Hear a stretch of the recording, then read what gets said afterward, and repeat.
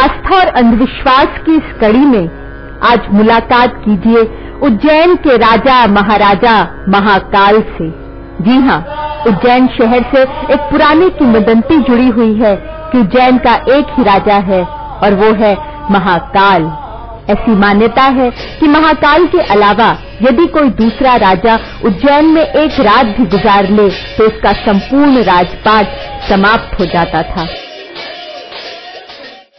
पहले जब उज्जैन सिंधिया राज घराने के अंतर्गत आता था, तब इसी किंवदंती के चलते सिंधिया राज घराने के सदस्य जब भी उज्जैन आते रात यहाँ कभी नहीं बिताते थे।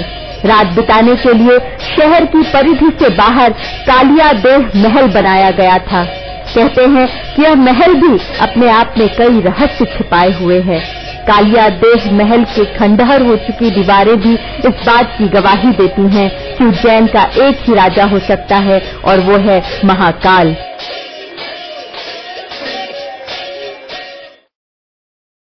ये बिल्डिंग इसलिए बनाई गई है कि राजा कोई सिटी के अंदर राज नहीं ठहरता है, कोई राजा।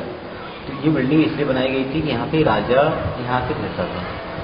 उसके पीछे की क्या है? हाँ जी, उसके पीछे क्या कारण क्या है कि क्यों यहाँ पे ठहरता था? उज्जैन महाकाल का राज है, इसलिए कोई राजा रात नहीं ठहरता है, इसलिए राजा घराने के लोग यहाँ पे ठहरते थे। ऐसा नहीं कि इस किंवदंती को सिर्फ राज घराने ही मानते थे। आज भी किसी राज्य का मुख्यमंत्री या राजनेता इस शहर में कभी रात नहीं बिताता। यहाँ के पुजारियों का कहना है कि जिन लोगों ने इस किंवदंती का पालन नहीं किया उन्हें अपना राजपाट छोड़ना पड़ा। माना जाता है कि मध्य प्रदेश के कुछ मुख्यमंत्री जिन्होंने अवंतिका में रात गुजारी उन्हें अपनी पदवी छोड़नी पड़ी। इन्हीं बातों को ध्यान में रखकर यहाँ सरकारी गेस्ट हाउस भी पुराने शहर की सीमा से बाहर बनाया गया है। हमारी संस्कृति के अंदर 12 ज्योतिर्लिंग की स्थापना की गई है। 12 ज्योतिर्लिंग में तीसरे नंबर पे आता है ज्योतिर्लिंग श्री महाकालेश्वर, जिसको महाराजा की उपाधि दी गई है। मतलब कि राजाओं का भी जो राजा है वो महाराजा है, उसको ज्योतिर्लिंग महाकाल कहा गया है। इस महाराजा होने के कारण इस क्षेत्र के अंदर कोई भी राजा रात को यहाँ नहीं रुक सकता है, वो उज्जैन परिधि से बाहर ही ठहरता है।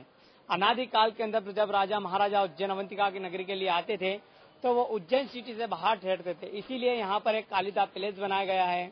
उज्जैन में जो सर्किट हाउस वर्तमान में बनाया गया है वो भी उज्जैन की जो सीमा है उससे दूर बनाया गया है कि जिससे यदि कोई राजा या महाराजा इस क्षेत्र के अंदर आए तो वो राजा महाराजा के क्षेत्र से बाहर की तरह भी ठहरे।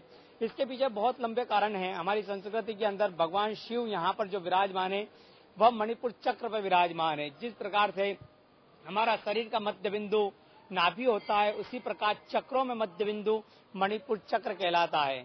इस मणिपुर चक्र पे जो विराजमान होता है वो जगत का देवता कहलाता है और जगत के देवता के सम्मान के लिए उस परिधि के अंदर उसके बराबरी का कोई भी क्षेत्र का आदमी नहीं ठहर सकता है। इसलिए अनादिकाल में जो राजा महाराजा हैं और वर्तमान में भी जो राजा महाराजा की जिन लोगों को पदवी मिली हुई है वह अवंतिका नगरी के अंदर जो पुरानी अवंतिका क्षेत्र है उससे बाहरी क्षेत्र में जाकर ही ठहरते हैं। क्यों उज्जैन को अनादिकाल से महाकाल की नगरिया माना जाता है? हर साल सावन सोमवार के दिन महाकाल अपनी प्रजा से मुलाकात करने के लिए नगर भ्रमण पर निकलते हैं। आप इस किंवदंती को कितना सच मानते हैं हमें जरूर बताइए।